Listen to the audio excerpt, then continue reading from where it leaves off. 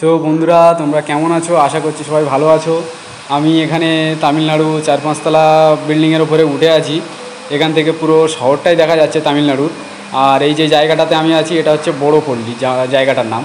আর এখান থেকে পাহাড়টা সত্যি অপূর্ব দৃশ্য, খুব সুন্দর লাগে। আর এখানে কোম্পানির থেকে আমাকে নিয়ে আসা হয়েছে এক ম্যানেজারের আন্ডারে ইলেকট্রনিক্সের কাজ করার জন্য। এই ফ্ল্যাট সেন্টারটাতে দেখতে পাচ্ছ সব জায়গায় লাইট লাগানো হবে, পাইপ টাইপ ফিটিং করা আছে। এখানে অনেক দিন থেকেই কাজ চলছে আর এখনও শেষ হতে বহুদিন লেগে যাবে।